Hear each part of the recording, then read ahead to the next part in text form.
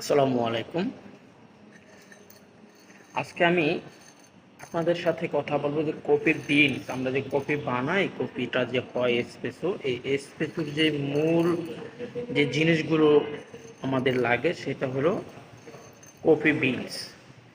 এই coffee beans আমরা জানি চার প্রকার: অ্যারাবিকা, রোবাস্টা, লাইবেরিকা, এক্সালসা। তবে আমরা বাংলাদেশে যে বিনটা ইউজ করি সেটা হলো অ্যারাবিকা। অ্যারাবিকা বিন বিশ্বের 60% দেশে ইউজ করে। এবং অ্যারাবিকা বিনের যে বৈশিষ্ট্য, এটা হলো সুইটনেস, সাওয়ারনেস অ্যান্ড বিটারনেস, তিনটা টেস্ট থাকে। এই বিনের যে কফিটা, স্পেসোটা, এটা একটু সুইট টাইপের। এবং এই অ্যারাবিকা বিন সবচেয়ে বেশি উৎপাদন হয় ব্রাজিলে। এবং এই বিন কিন্তু আপনার বিশ্বের বাণিজ্যিক দিক দিয়ে 2 নম্বরে আছে, অর্থনৈতিক আয়ের দিক দিয়ে।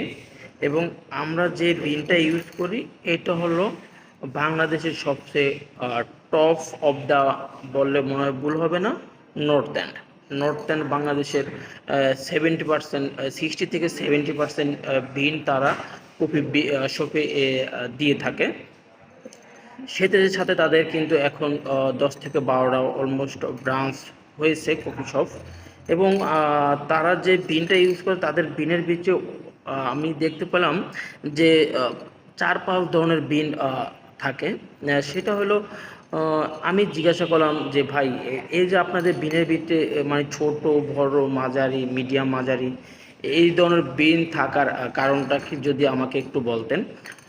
তারা আমাকে বললো যে ভাই, একটা জিনিস হচ্ছে, আমরা বিন মূলত কফির যে চেরি, কফি কিন্তু এগুলো কাঁচা অবস্থায় থাকে চেরি, এটা যখন রোস্টিং করা হয়েছে তখন কফি বিনস হয়েছে।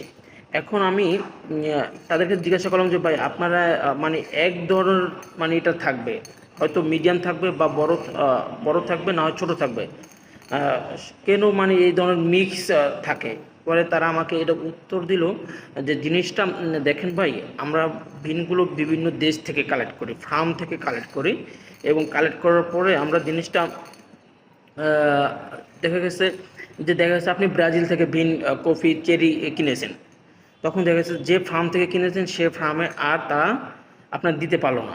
এখন টেস্টের দিক দিয়ে আপনি যেটা মার্কেটের টেস্ট দিয়েছেন, এখন আর তারা এখন নাই, তখন আর ওই টেস্ট আপনি দিতে পারবেন না। যার কারণে এই যে সমস্যাটা মানে এটা হতে পারে বা হয়, এই জন্য আমরা কি করি যে বিভিন্ন দেশ থেকে এটা কালেক্ট করে আমরা এই বিনটাকে আপনার একটা টেস্ট, যাতে আমরা 100% দিতে পারি না, 90-র ভিতরে একটা টেস্ট